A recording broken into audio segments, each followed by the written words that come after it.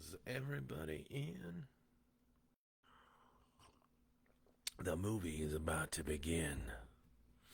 Good evening, everybody, and welcome to b.hive Productions Horror Hump Days, where every Wednesday we all get together and I read you a short story from one of my books or a chapter from one of my novels.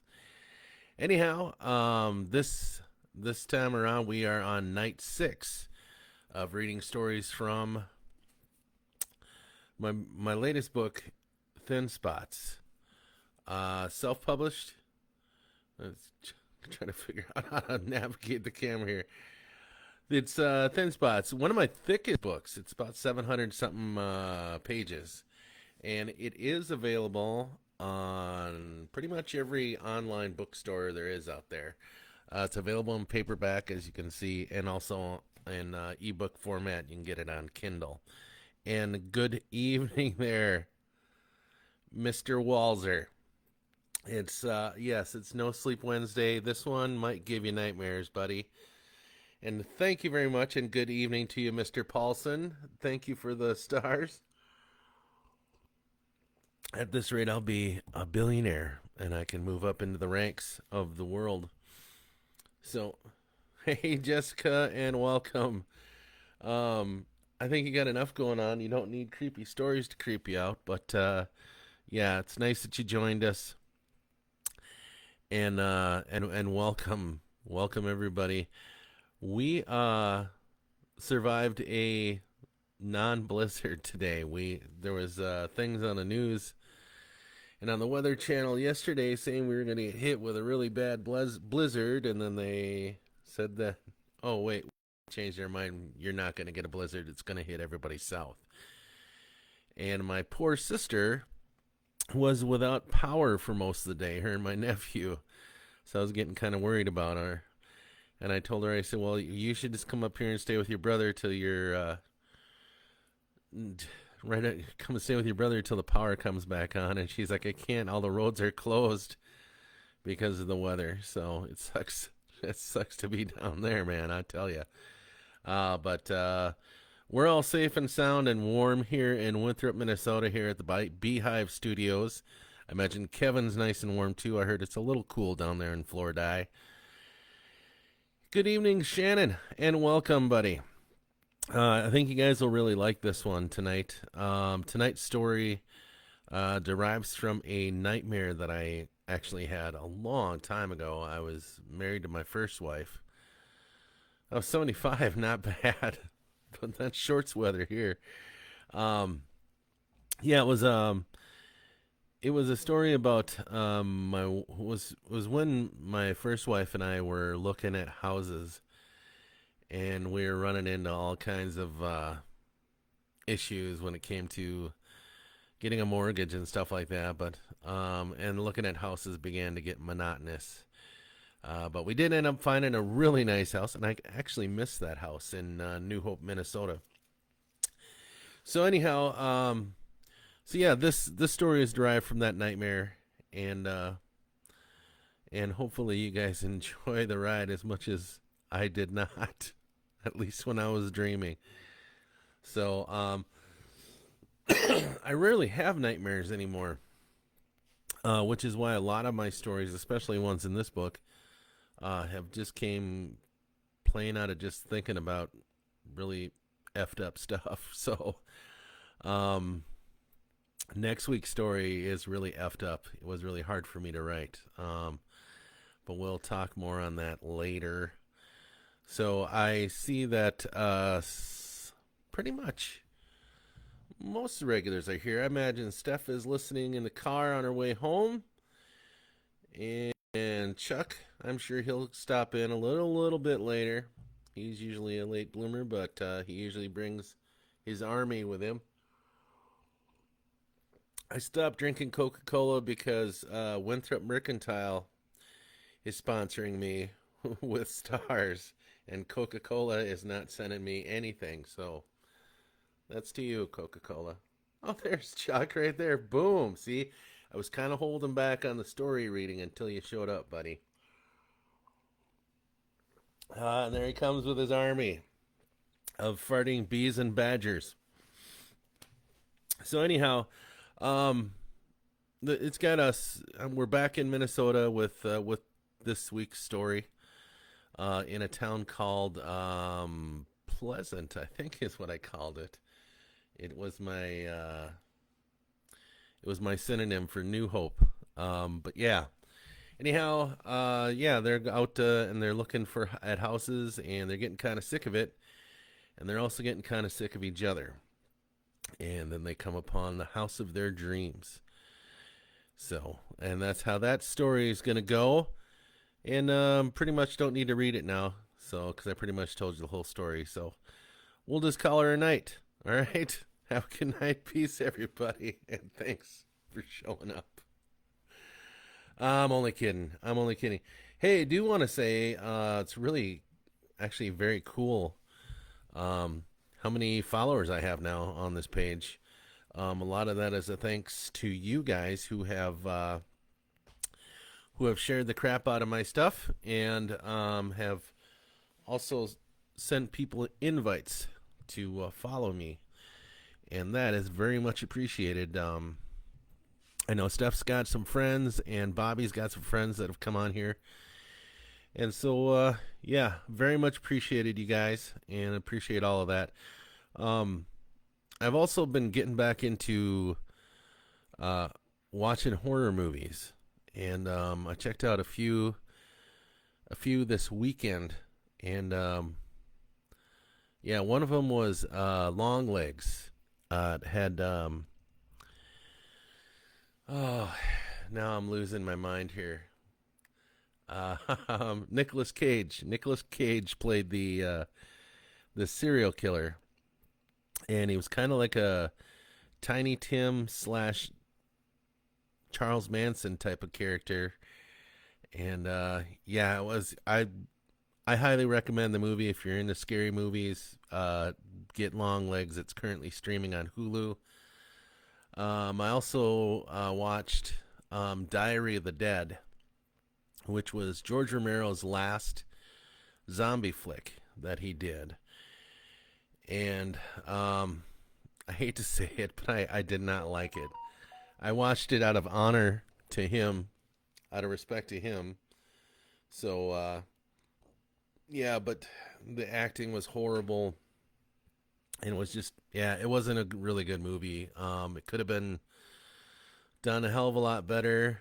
And I really wish that George Romero could have gone out with a big bang of a film, but I was not impressed by it. So, and it's kind of a found footage movie, and it's basically a guy documenting the zombie apocalypse in the Dead movies. And what was the other one that I watched? Hellboy. Hellboy 4 or 5, I guess. Whatever one it is. It's Hellboy, the Crooked Man. And that, again, was... I think I watched that on Hulu. And it was not... It was a great story. And you could tell it was a lower production movie.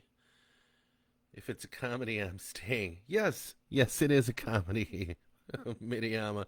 Thank you for coming, cuz. I appreciate it. All the way from New Zealand. I know horror is not your thing, but I do very much appreciate you coming out here and giving her a try.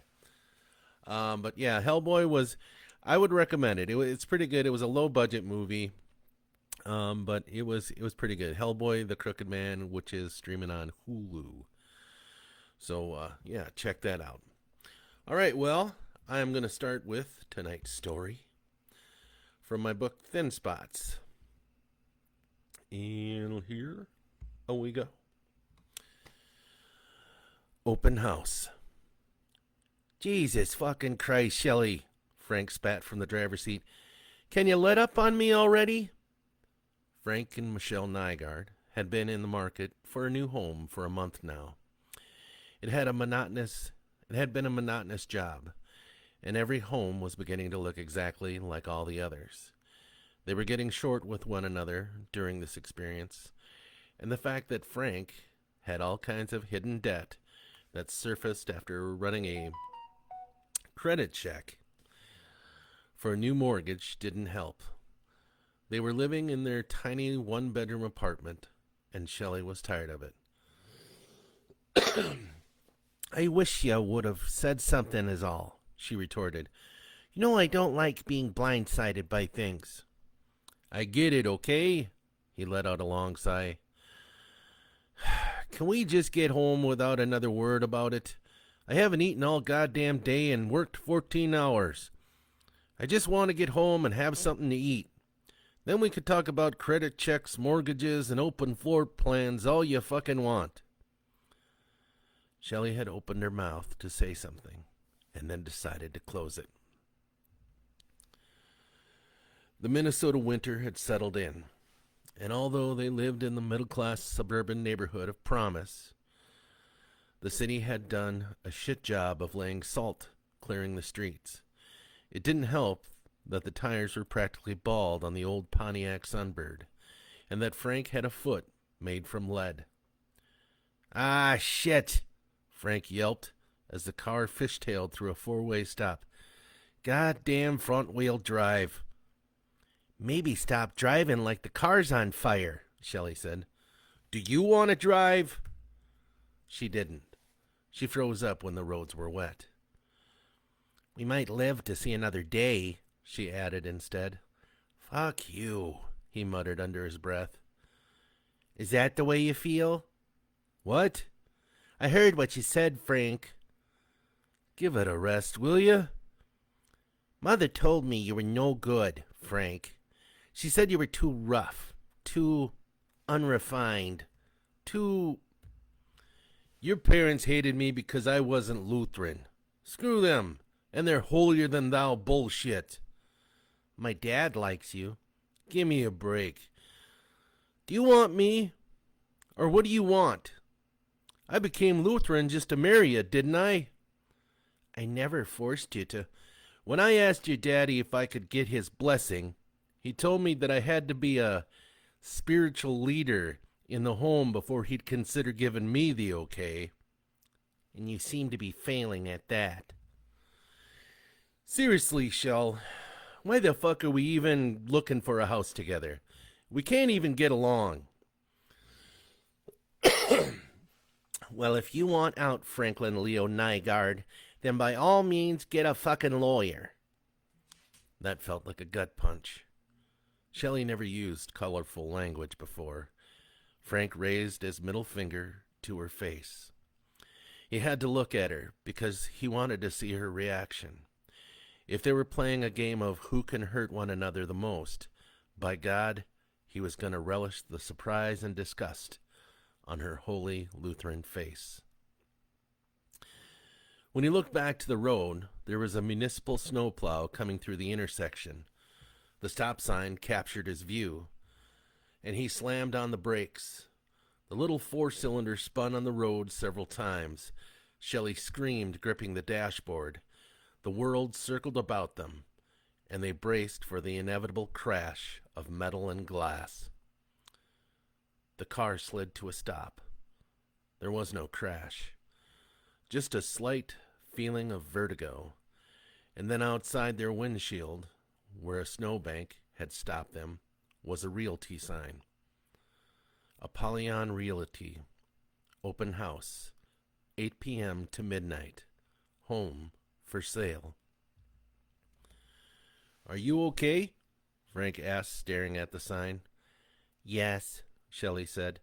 This is what happens when you... Give it a rest already, will you? Well, you almost killed us. I should be that lucky. Take me home. Easy, I was just kidding around. Sure you were. Look at that sign. What sign? The one damn near going through the radiator of the car. Seriously, Frank? You want to look at a house at this hour? You nearly ran us into the living room. It says they're open till midnight. I mean, who does that? Well, let's just check it out. I don't know. Frank eases out of the car, breathes in the frosty night air, and blows out a plume of steam from his lungs. Come on, honey, he says playfully. Look at this place. It's beautiful. I thought you didn't want to live together anymore. Look, I've been on edge lately. We both have. I'm sorry, okay? Now come on out and just look at the place with me. Shelley put her stocking cap on and tucked her hair inside. She stepped out into a puddle of slush and looked around. Frank, she said with a quizzical look on her face, where are we? What do you mean, where are we? We're in Promise, for shit's sake. But we were at an intersection just on the west side of town. This is a neighborhood. I don't even recognize the... Her eyes locked on the house. All the negative thoughts left her. Even her breath stopped for an instant as she took in the view. The anger and resentment she had towards her husband also floated away as she gazed at the glamour of the house. It looked like a rustic ski chalet, A-framed with large windows exposing a welcoming interior with a stone fireplace inside. Logs stacked neatly atop one another and overlapping at each corner. It's, she gasped, perfect. It was perfect, to them at least. This was the home they had talked about wanting since before they were married. They had seen others like it when they would tour the annual parade of homes, but this seemed to have everything they wanted, even though they hadn't looked inside yet. We could never afford this, Frank, she said, still in awe. Let's just look at it, Frank said. What can it hurt? Inside, they were both young adults, fresh in love and so much hope for their future together. They were newlyweds, Frankie and Shelley Nygard.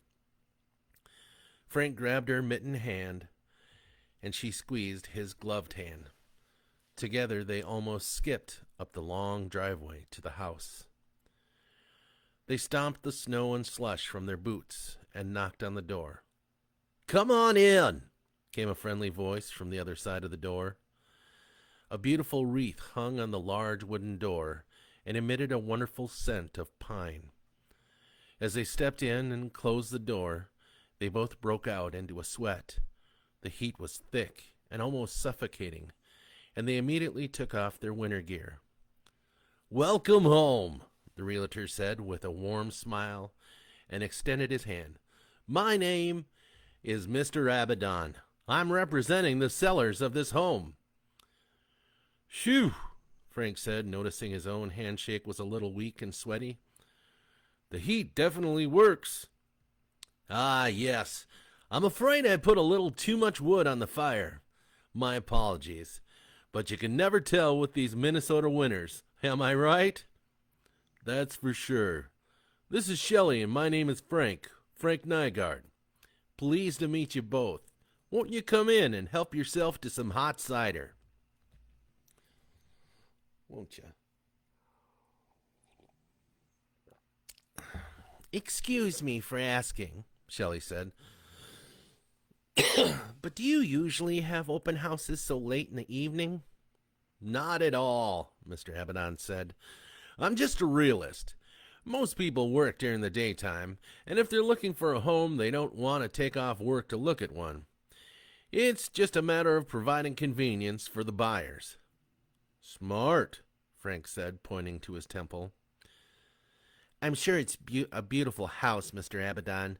It certainly caught our attention, but it looks way out of our price range. I haven't even told you the price, he said with a smile. It wasn't quite a warm smile. It changed from the one he greeted them with. Well, no, you haven't, but why don't you and Mr. Nygard here grab a cup of cider and check the place out? Then you can return and we'll discuss the price. My wife isn't kidding, though, Frank spoke up. I've got some questionable credit issues, and Mr. Abaddon raised his finely manicured hand. Please, Frank, he said with that smile. My clients are very motivated to sell. We all make mistakes, and sometimes life just happens.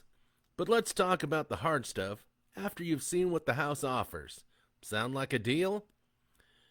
Frank and Shelley looked at each other and then smiled. Okay, then, Frank said. They grabbed a styrofoam cup of hot apple cider and began to walk the home. The kitchen had a beautiful double oven with a gas stove next to it. Both appliances looked like old cook stoves with a charming red brick tiling around them. They walked out into the living room, where the stone fireplace roared at an almost uncomfortable heat. The flames lapped at the top of the opening, threatening to land on the large fur rug lying in front of it. Shelley wasn't quite sure what type of animal the rug had come from, and personally, she abhorred animal skins and taxidermized heads hanging about a home.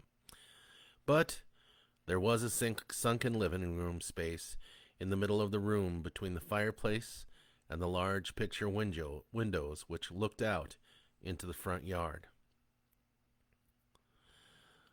Suddenly, there was a slam, as if a door had been forcefully closed. It made them both jump. It came from upstairs. There was 2 flights of stairs that went up to the next level. There were stained branches as railings to give it a rustic feel. They went back into the kitchen to ask Mr. Abaddon if the owners were home, but he was nowhere to be found. Maybe he went to the bathroom, Frank mentioned to Shelley. Strange that the owners would be home, she said. But it is late. Let's just keep looking at the house. I love it so far. Yeah, me too. It's just missing a lake in the backyard. Don't get too greedy, mister. Shelley gives him a teasing poke, and they walk to the basement steps. Frank snaps the switch, and the lights flicker and illuminate a carpeted floor. The railing also made of stained branches. The basement seemed lackluster. A bland carpet covered the small 15 by 20 foot room. There was an uncanny chill in the air. They couldn't quite see their breath. There were no windows, not even the small rectangular ones that hugged the ceiling. There were 3 doors, 2 regular brown wooden doors, and 1 exceptionally large hand-carved door that looked to be made of mahogany. Which door do you choose? Frank said in his best game show host voice. Will she choose door number 1, door number 2, or the giant mystery door number 3? Shelley walked over and opened door number 2, which was off to their left. The door opened, and she could have sworn there was someone or something that was lying on the double bed in the center of the room. But it faded as if made of smoke. Did you see? She said, creasing her brow. Did you see that? What? Frank said, looking around. What am I supposed to be seeing other than a double bed and a couple of nightstands? I thought for sure I saw...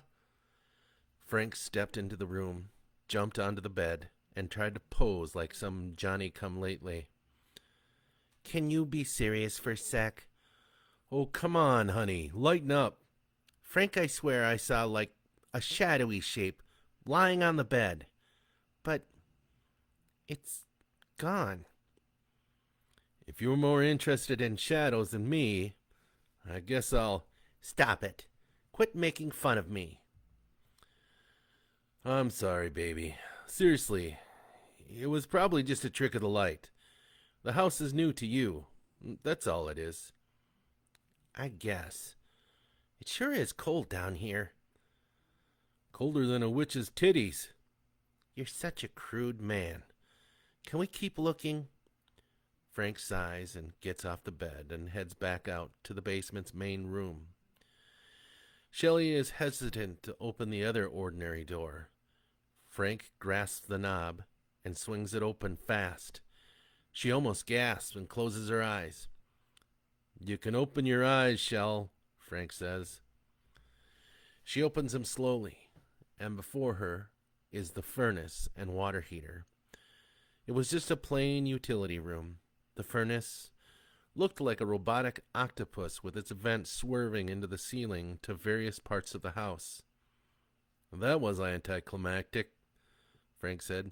Not even scary cobwebs or anything.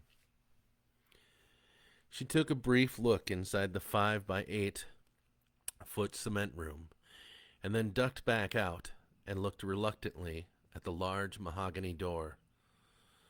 Door number 3 it is, Frank said, grabbing the doorknob. No, Frank, don't. She grabbed his arm.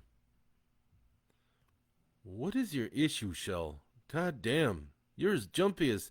I just don't like it. It's a door, a beautiful one at that. Look at the carvings on it. Yes, Frank, look at the carvings on it. What are you... A closer inspection, Frank noticed that the wood was not mahogany. It was painted a deep red. It almost looked like blood that had been spattered on it and then dripped down the carved panels and dried. Though the carvings were ornate, they did congeal into the middle of the door and formed the head of what looked like some type of gargoyle. Frank wanted to touch it. He reached his hand out slowly. Frank, don't! Shelley slapped his hand. What are you... he protested. I know this is going to sound crazy, but I think it's alive. He looked at his wife and then back at the demonic face. Come on, Shelley, he said. Alive? Please, Frank, please, don't touch it. He lowered his hand and wiped it on his pant leg as if he'd gotten something disgusting on it. Don't you want to see what's on the other side? He asked. No, she said, backing away from the door. No, I don't think I'm interested in this house anymore. Something doesn't feel right. But we fell in love with it the second we saw it. We did, but I don't think the inside is the same as the outside. Can't judge a book by its cover, you're saying. Something like that. Can we just go? Oh, okay. He was disappointed, but joined Shelley, who was already at the steps. Just then, they heard what sounded like a balloon being stretched to its limits. What the hell is that? Frank said. It's the door. Shelley pointed back at the door. The hellish face that was carved in its center was stretching out towards them. The door was no longer wood. It was flesh that was breathing and stretching out towards a demonic head that was opening its mouth and glaring its empty eyes. Frank fell back onto the bottom steps, knocking Shelley over as well. What the fuck? Frank yelped. Shelley, get up the steps! The steps had turned to mud, and their limbs sank deep into them like clay. They grabbed the branches, trying to pull themselves to the top of the stairs. The stretching sound got louder, and it sounded like it was right behind them. Frank wrapped his arm around his wife and pulled her ahead so she could grab onto the railing. He leaned his shoulders into her rump and pushed her further up.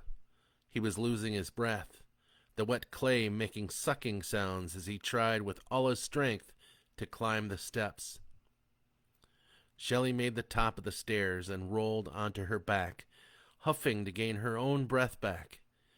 She turned to find her husband, and his hand was reaching for the top step. Frank! She yelled and went over to grab his hand. Shelley! He gasped. Then his eyes got wide. It was nothing but complete darkness behind him. But something had a hold of her husband's leg.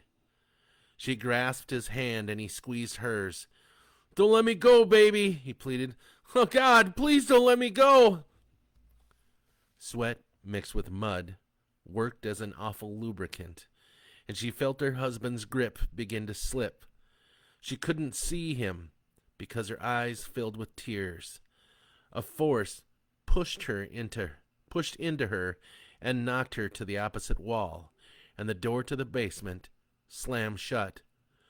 "Frank!" she screeched. But there was no sound except for the fireplace crackling in the living room. "No, no, no!" she cried. She crawled to the basement door and tried it, but the knob wouldn't budge. "Oh, God, Frank," she said. Something was different. She looked around and realized she was on the top floor. She shook her head because this seemed to be an impossibility. She stood herself up onto the railing that looked down into the living room. The living room had also changed somewhat. The fire still blazed, but the fur that had laid on the floor was now something that was scaly, and the fur looked to be more like barbs. She could see into the kitchen and a shadow of what she thought to be Mr. Abaddon. "Mr. Abaddon!" she shouted. "Mr. Abaddon!" But there was no answer. The shadow had moved slightly, but nothing to acknowledge her call. "God damn it!" she spat, and then ran over to find the steps going down into the living room. But they were also gone. There was only the door where her husband disappeared into, and a long hallway that was unlit. At the end of the unlit hall stood a silhouette of a female. "Who are you?" Shelley demanded. "What have you done with my husband?"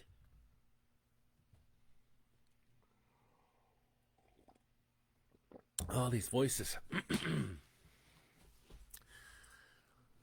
"Be calm." The voice was cold and whispery, as if it were coming from all around her and not from the far side of the hall. "Don't tell me to be calm after what I've seen." "I am the owner of this house. Your husband is detained."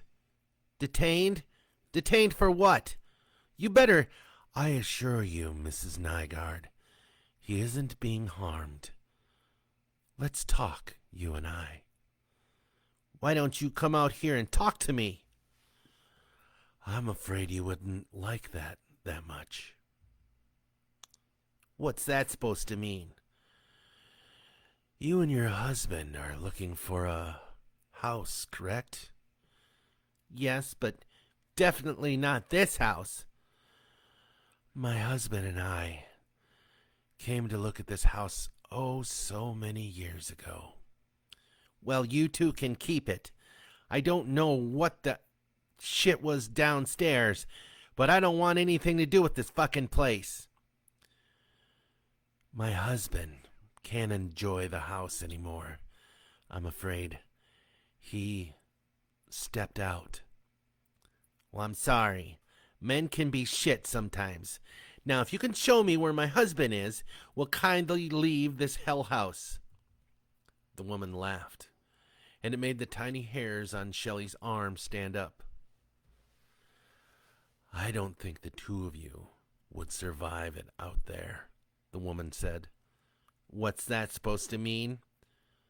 "Take a look for yourself." Shelley leaned over the railing and peered out the large picture window in the living room. Instead of a winter wonderland, there was a scorched earth. Large crevasses spat forth molten lava, and deep in the shadows of night, there were things crawling through the muck, things with red and green glowing eyes and several teeth. "The night is hungry, Mrs. Nygard," the woman said.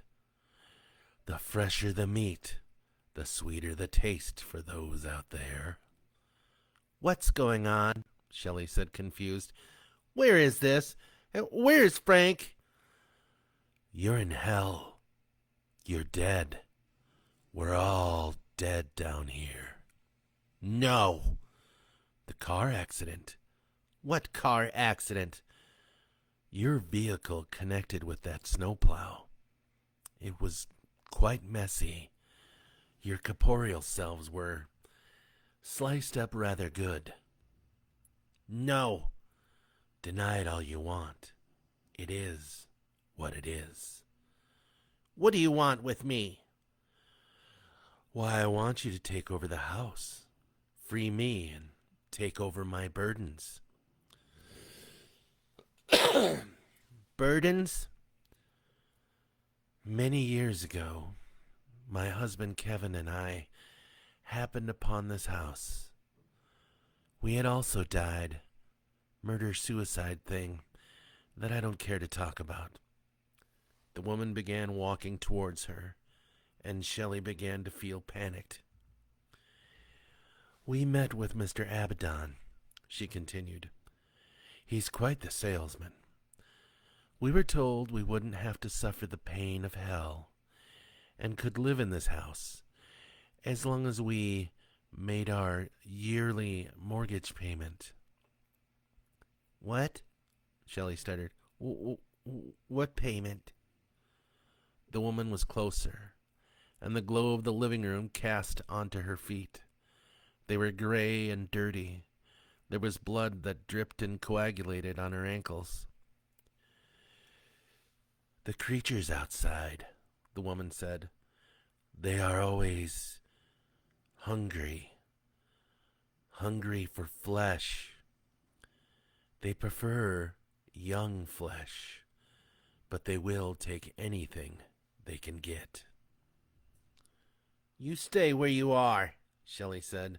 Don't come any closer. Oh, my dear, those things out there are more frightening than I. Please, just don't come any closer to me. My husband and I had given those things so many of our children. So many that I've lost count. Kevin couldn't take it anymore. So he left. Left for where? Out there. But did they feed on him? Oh, yes. It broke my heart for a while. So, what are you? They raped me. Over and over and over again. I can't give them children. So they take my body and devour it in other ways. Their appetites are quite depraved. The woman stepped out into the light, and she was ragged. Perhaps one day, long ago, she was beautiful, but her eyes were gone. Empty sockets surveyed Shelley with contempt. Her flesh was bruised on every limb, torn in some places where claws had ripped their way through her. Her once white gown was dirty and stained with blood.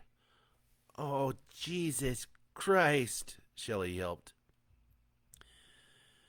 There is no Jesus here, sister, the woman spat.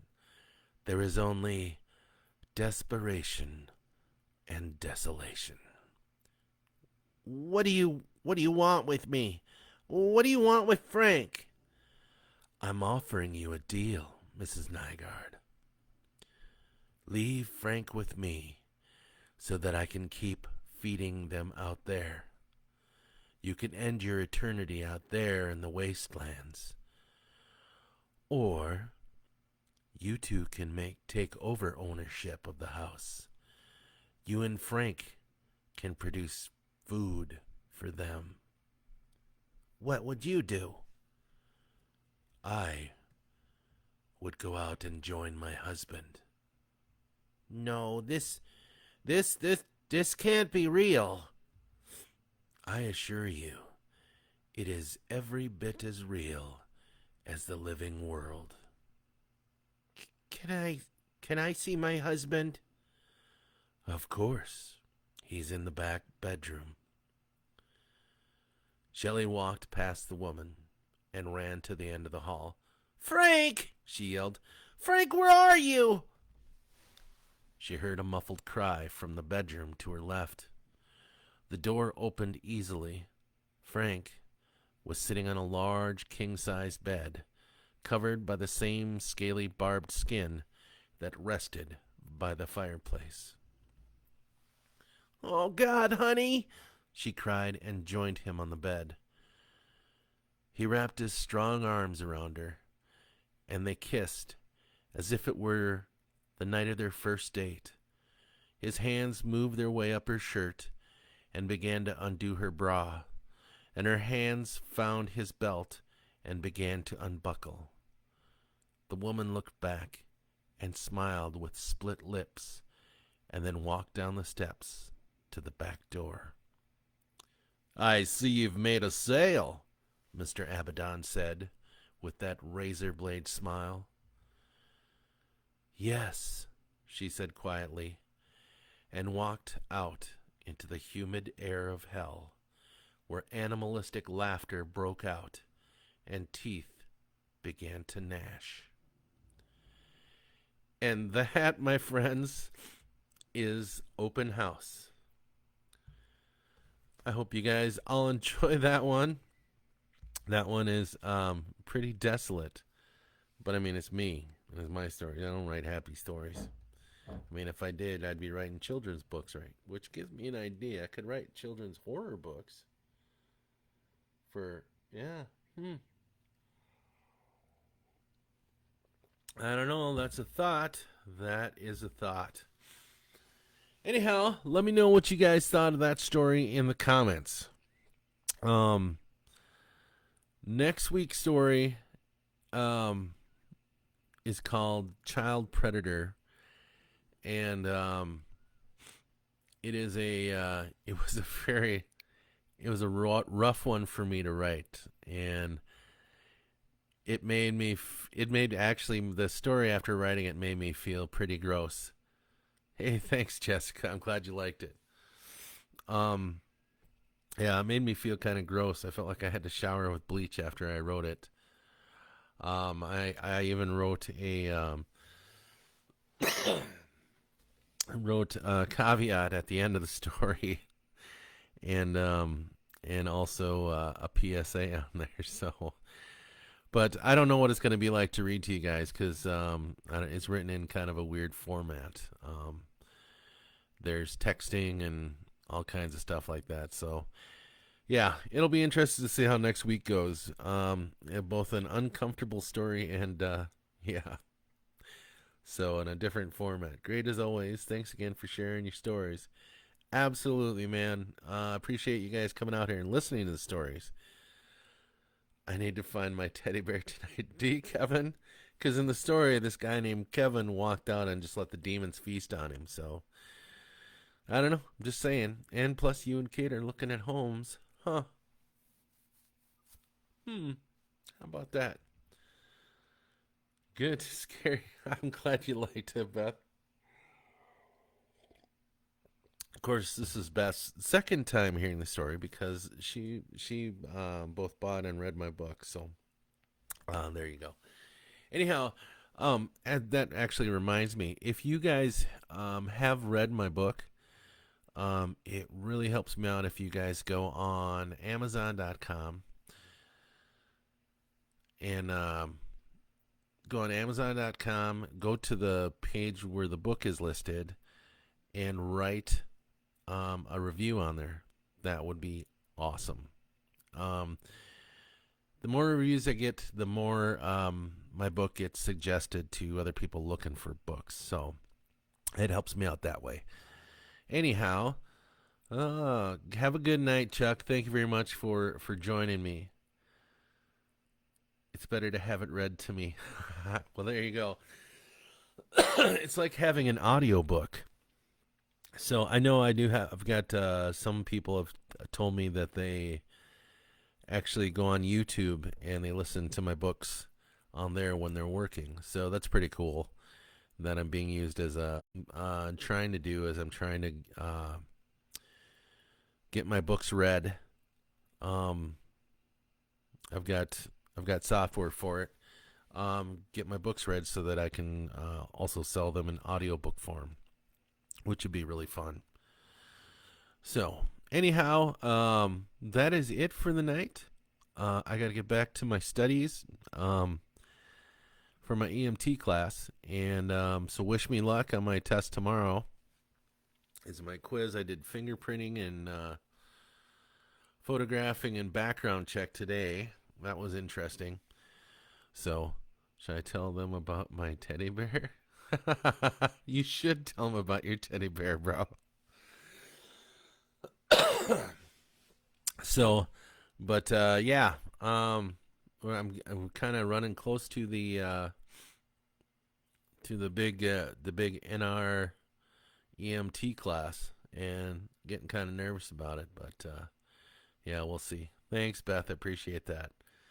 Um, yeah. So anyway, we'll be doing Tunes for Tuesday next week. Hopefully, Bobby will be joining me, and we're gonna do it impromptu again.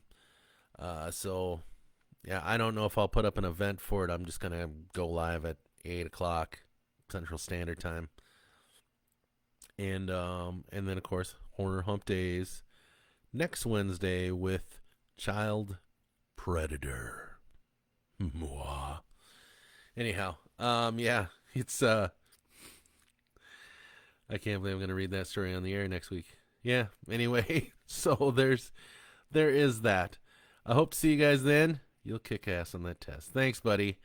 I barely passed last week's test, so I hate that. So the way, just take a couple seconds here. The way the questions are set up on the test is they give you 4 choices, and all of them could be the right choice because all of them make logical sense, but they're actually looking for one right answer. And so you're like, well, it could be this, it could be this, and it could be this, but it's really this. So it's just to get your critical thinking going. And I haven't critically thought in a long time. So thanks, Jessica. Thanks, Shannon. So anyhow, I'm going to let you guys go. And I'm going to make some dinner for myself. And I will talk to you folks next week. Peace. Thanks for the stars, everybody. Mwah. Pleasant dreams, Kevin.